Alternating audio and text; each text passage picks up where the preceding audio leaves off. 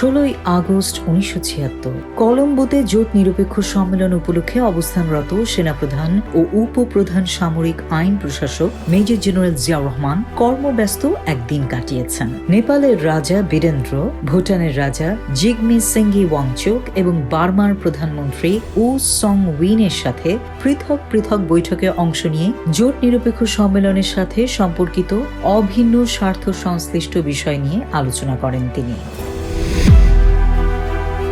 16 August 1977 রাষ্ট্রায়ত্ত শিল্পসমূহের ব্যবস্থাপকদের সম্মেলনে ভাষণ দানকালে সংশ্লিষ্টদের প্রতি উৎপাদন আয়ে স্থিরীকৃত লক্ষ্যমাত্রা নির্দিষ্ট সময়ের মধ্যে অর্জন করার নির্দেশ দিয়েছেন প্রেসিডেন্ট ও প্রধান সামরিক আইন প্রশাসক মেজর জেনারেল জিয়াউর রহমান। তিনি বলেন, আমাদের মোট শিল্পজাত পণ্যের শতকরা 80% আসে রাষ্ট্রায়ত্ত শিল্প থেকে। সাধারণ মানুষ যাতে উৎপাদিত পণ্যাদি ন্যায্য মূল্যে পেতে পারেন, সেজন্য এসব শিল্পের প্রতিটি ইউনিটে উৎপাদন বাড়ানোর জন্য সার্বিক ব্যবস্থা অবশ্যই গ্রহণ করতে হবে। দেশের মানুষ আর রাষ্ট্রায়ত্ত শিল্পের অবহেলা ও অযোগ্যতার শিকার হয়ে থাকতে চায় না। ব্যবস্থাপকদের রাষ্ট্রায়ত্ত শিল্পের ক্ষেত্রে বাণিজ্যিক দৃষ্টিভঙ্গি গ্রহণের আহ্বান জানান প্রেসিডেন্ট। তিনি বলেন, রাষ্ট্রায়ত্ত খাতকে আপনাদের বেসরকারি খাতের মতো মনে করতে হবে। সময় ও শ্রমের অপচয় রোধে অবিলম্বে আপনাদের সিদ্ধান্ত ও ব্যবস্থা নিতে হবে। সুষ্ঠুভাবে ও দক্ষতার সাথে রাষ্ট্রায়ত্ত শিল্পসমূহ পরিচালনার জন্য আপনাদের প্রয়োজনীয় প্রশিক্ষণ দেয়া হবে।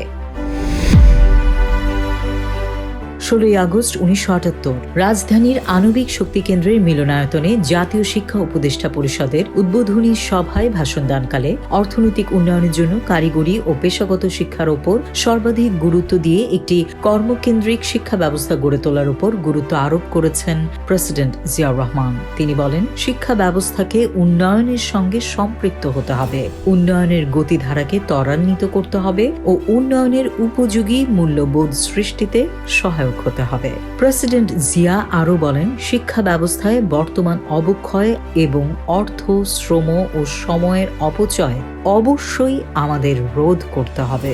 এ সময় পরিষদের সদস্যদের খোলামেলা আলোচনার মাধ্যমে একটি সর্বসম্মত ও দেশোপযোগী শিক্ষানীতি প্রণয়ন করার আহ্বান জানান president Ziaur Rahman. 16 August 1979 president Ziaur রহমানের কঠোর সিদ্ধান্ত। পাট রফতানিতে অনিয়মের জন্য চলতি অর্থবছরে 105 জন ব্যবসায়ীর কাঁচা পাট রফতানি লাইসেন্স বাতিল করেছে সরকার। এসব লাইসেন্স আর নবায়ন করা হবে না। এর ফলে চলতি বছর তারা কোনো কাঁচা পাট আর রফতানি করতে পারবে না। 16 আগস্ট 1980 প্রেসিডেন্ট জিয়াউর রহমানের সভাপতিত্বে হিজবুল বাহারে জাতীয় অর্থনৈতিক পরিষদের বৈঠকে উন্নয়ন প্রকল্পগুলোর অনুমোদন সুষ্ঠু ভিত্তিক করার লক্ষ্যে কিছু গুরুত্বপূর্ণ সিদ্ধান্ত গ্রহণ করা হয়।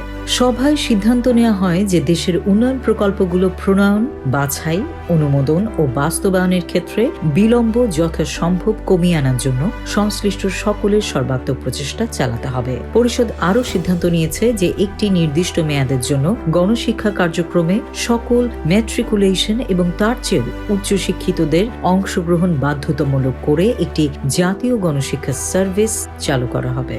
দ্বিতীয় পাঁচশালা পরিকল্পনার শেষ নাগাদ মৎস্য উৎপাদনের পরিমাণ যাতে 30 লাখ টনে দাঁড়ায়, সেই লক্ষ্যে পরিষদ দেশের মৎস্য সম্পদ উন্নয়নের কাজে সামিল হতে জনগণকে রাজনৈতিকভাবে উদ্বুদ্ধ করে তোলার ব্যবস্থা গ্রহণেরও সিদ্ধান্ত নেয় পরিষদ।